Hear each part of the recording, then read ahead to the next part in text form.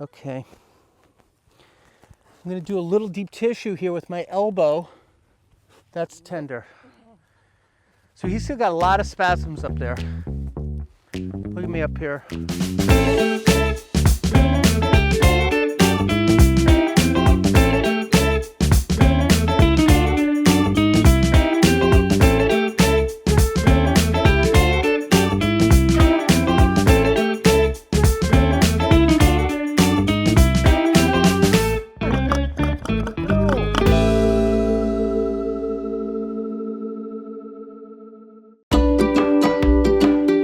So here we are in Gentle Giant Draft Horse Rescue in Mount Airy, Maryland. So Gentle Giants was formed in 2005, and our mission is to rescue draft horses from slaughter. They're a relatively uncommon breed, but we're seeing them grossly overrepresented in the horses that are exported for slaughter. And keep in mind, this is slaughter for human consumption. This isn't slaughter for dog food or byproducts or to feed animals at zoos. This is for people overseas to eat. Right now, we have about 141 horses here at the rescue with us. We rescue hundreds of horses every single year, and we've placed over 1,000 horses in adoptive homes. Hey there, this is Dr. Doug Willen, and we're here today at Gentle Giants Draft Horse Rescue in Mount Airy, Maryland. The founder is here, is Christine, and Christine has her personal horse that she adopted. Tell us about Amigo. So this is Amigo, and he is an 18-year-old draft cross. He was rescued from slaughter by Gentle Giants, and I adopted him. And I have noticed that he seems to be having a little bit of low back pain. It's not noticeable all the time, but I do notice it at the canter. Okay, so we're gonna have to take a look. I am gonna start with the head, because I usually do, and then work my way back down.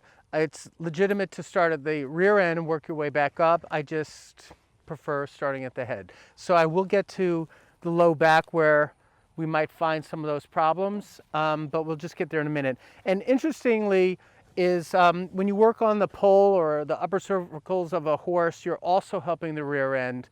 And a lot of people don't realize that, but the spinal cord runs down from the brain through all the vertebra, all the way down to the rear end. And if it's torqued or there's pressure or stress on the upper cervicals, it'll create tension on the dura mater, which is that hard sheath on or the tough sheath on the spinal cord, and it'll create tension all the way down the back. Plus you have the ligaments that come all the way down the spine, and that tension translates all the way to the rear end, and you'll see conformation, you'll see the way a horse starts its first step can be affected by the rear end, but also affected by the pole. So we look at that too. And it's one of my favorite places to look at because it gets results. So the first thing I want to do is check the pole. First I'm going to check the space of the wings of the atlas and the angle of the mandible, and just see if there's any tension up there. It feels like there's a lot of tension. The right atlas is superior. I haven't even checked the pole difference. Yeah, so the whole right side is tough. And you know what's interesting, because I already looked at him before we started, is he also has spasms in his lower back bilaterally, but they're slightly worse on the right. So it's going to be interesting to see. But I'm going to adjust the right pole. I might adjust the right superior atlas if it doesn't clear out. And we'll start there. So this one you're going to just see me reach up. And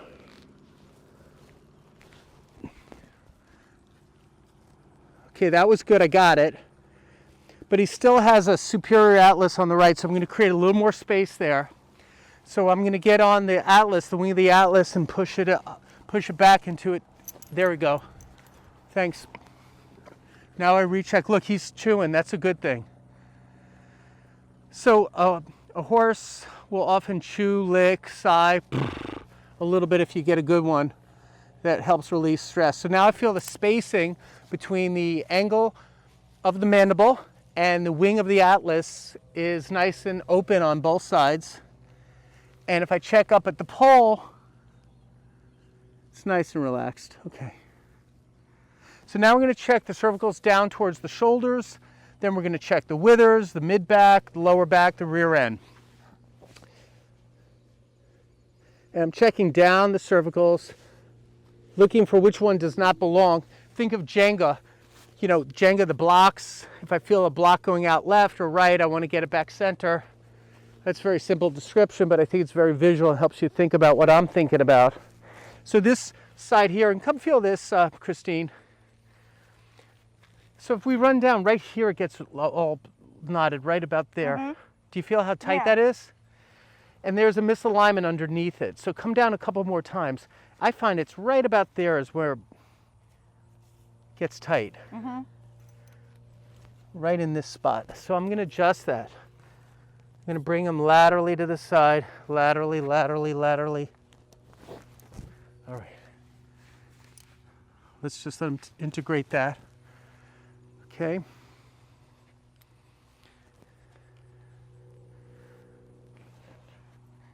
I'm going to massage it a little bit too.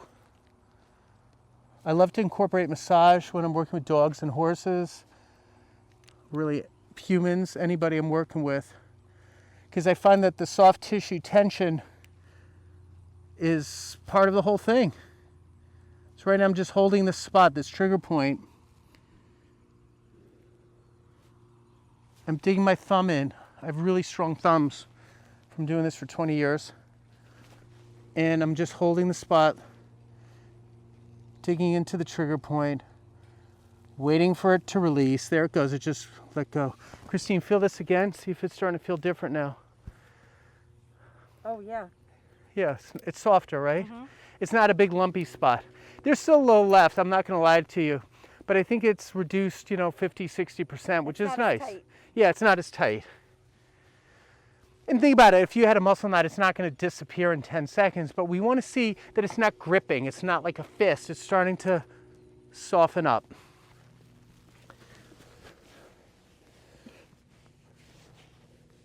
I don't really see anything right now in the more of the cervical, so I'm not going to just hammer away if I don't see anything. That's not necessary. It's better to get the right ones than just randomly just pop things. Now, what we do notice with Amigo is as I come down, that's it right here. So I'll come to the other side, you stay there. I'm gonna kind of motion with my hands, okay? So motioning, motioning, and motioning, and motioning, and motioning. And when I get to it right about here, don't you think, Christine? Mm-hmm. That's where we get into, first of all, it's fixated, it's not undulating. And also, he moves a lot right here. Right there, it's tender.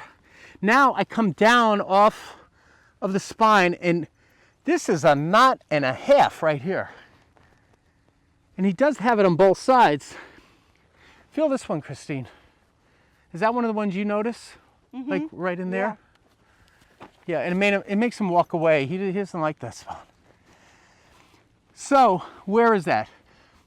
The horse has 7 cervicals, 18 thoracics, 6 lumbars. Humans have 7 cervicals, 12 thoracics, 5 lumbars. We're at that thoracic lumbar junction where the thoracic is now turning into lumbars. It's a big stress area.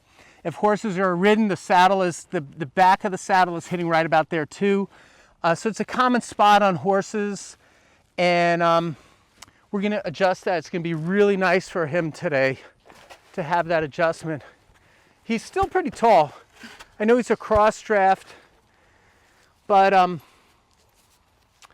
he's big, so I'm going to use the taller side. Let's see if we can get him to come back to me a little bit.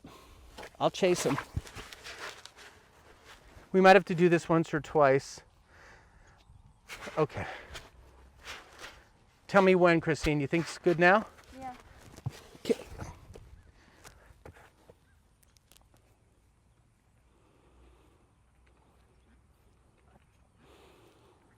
I want to make sure I'm on the perfect segment at the perfect angle if I can get it.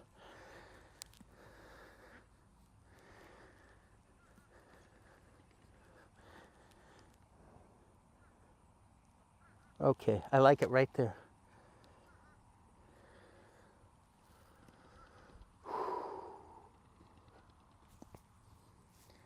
That's one. There's more than one. Here's another one. So this one is L5. There's still one more, L6, but L5, posterior right. I'm on the mammillary process, which is high.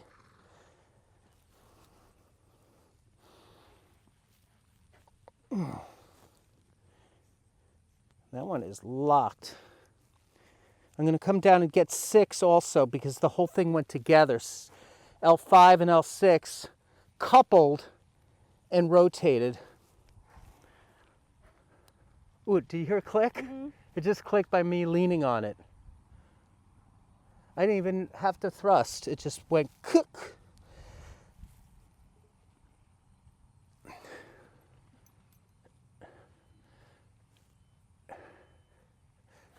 That worked. I'm curious to see what you think when you have them out in a day or two. Now I'm just going to motion the pelvis, checking the ischial tuberosity, feeling the motion at the SI joint bilaterally. It's still locked up on this one side. So we're going to do a little bit more in here. And the next thing I'm going to do is sacral base posterior left. And you got to get in that little gap between the tuber sacralis. Oh, my bail's moving. Okay. I'm going to do a little deep tissue here with my elbow. That's tender. So he's still got a lot of spasms up there. Look at me up here. All right. Come on through.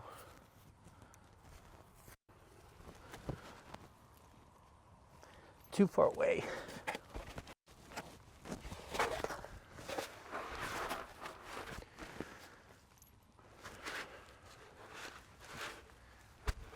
I think I got it, so we're going to just look at it one more time. I did have that spasm here. Here it is. It's right off of the right SI joint. And I'm just going to hold it with my elbow. See, it's so tender.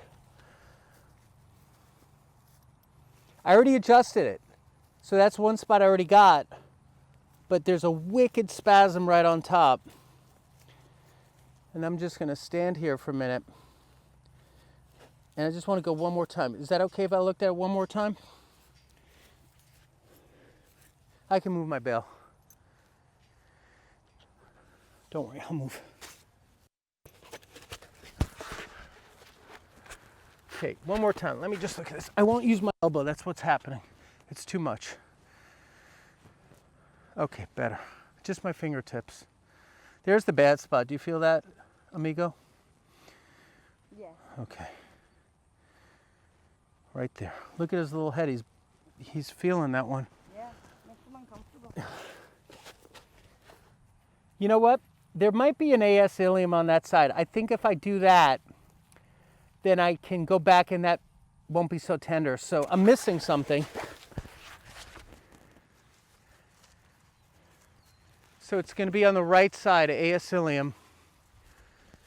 And bring the, you're going to stop him here. Bring the camera to this side.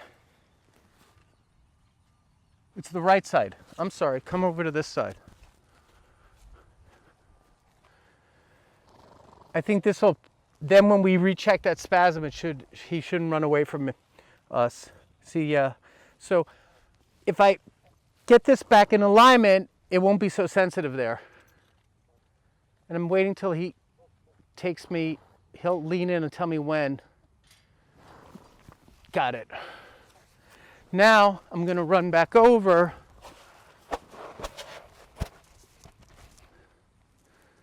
See if he settles down now.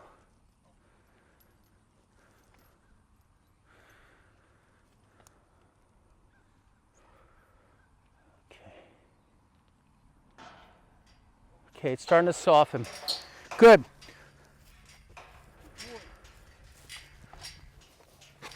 Now someone like this, Amigo's would really benefit from me coming back maybe in a couple of weeks and doing another work with him. Because how old is he again, did you say? He's about 18. Yeah, so when you're 18, not every ache and pain goes away in 10 seconds. But look, he's letting me do this now.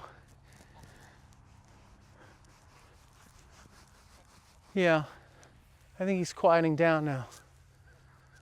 So that's it for today. That's what we're gonna do. And found some different things on him today. But we did get this to quiet down a little bit. Let's feel that muscle knot, okay, before we cancel out of this. Do you remember those muscle knots we started with? Come feel this, Christine. So this one's softening a little already. Do you feel this right there? Yeah. It's still there, but it's probably 30% softer, don't you think? And this side, look at the other side's almost gone. So this side's softer. And this side's still bunchy a little bit. So there's more work to do. But you know, chiropractic is not a single procedure. It's more of a process. So whether you choose to do chiropractic with humans or animals, it's a process of balancing the spine, taking pressure off the central and peripheral nervous system, using the bones as levers to shift segments that'll reduce stress and allow the intelligence to flow from the brain down the body to all the little parts. And every cell in the body is directly or indirectly responsible or affected from the nervous system. So our nerves integrate with our immune system, our nerves integrate with our circulatory or respiratory system, everything, our digestive system, and it's good to reduce stress when we can. Amigo needs probably another 1 or 2 more adjustments to handle this, but we did a good start today. Thanks for watching.